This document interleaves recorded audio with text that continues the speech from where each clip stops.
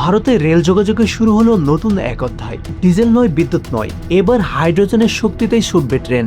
নিজস্ব প্রযুক্তিতে তৈরি ভারতের প্রথম হাইড্রোজেন ফুয়েল সেল চালিত ট্রেন উদ্বোধন করেছেন প্রধানমন্ত্রী নরেন্দ্র মোদী। এর মাধ্যমে জার্মানি, জাপান, চীন, যুক্তরাষ্ট্রের পরে এবার ভারতও যোগ দিল হাইড্রোজেন রেল প্রযুক্তির বিশেষ তালিকায়। উত্তর রেলওয়ে জিন্দ সোনিপত 89 কিলোমিটার রুটে চলবে 10 কোচের এই বিশেষ ট্রেন।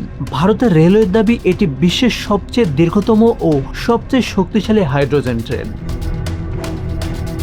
এই ট্রেনে নেই ডিজেল ইঞ্জিন, নেই ওভারহেড বৈদ্যুতিক তারেরও প্রয়োজন। ট্রেনের ভিতরে থাকা 1200 কিলোওয়াট ফুয়েল সেল হাইড্রোজেন ও বাতাসের অক্সিজেনের রাসায়নিক বিক্রিয়ার মাধ্যমেই বিদ্যুৎ তৈরি করে। সেই বিদ্যুতে চলে ট্রেনের মোটর।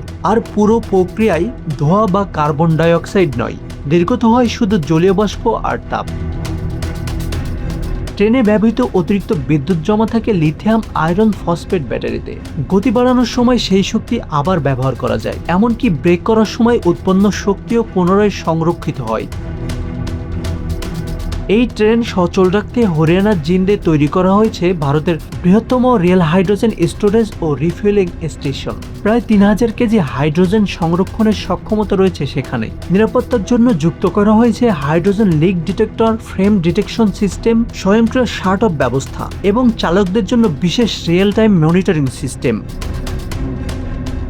প্রায় 2600 যাত্রী বহনে সক্ষম এই ট্রেনের সর্বোচ্চ নকশাগত গতি ঘন্টায় 110 কিলোমিটার। তবে নিরাপত্তার কথা বিবেচনা করে প্রাথমিক অবস্থায় এটি চালানো হবে ঘন্টায় 75 কিলোমিটার গতিতে।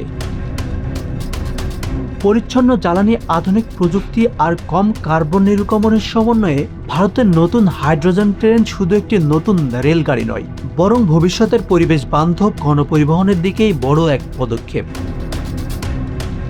আসানুর রহমান মিঠু, বাংলা অ্যাফেয়ার্স।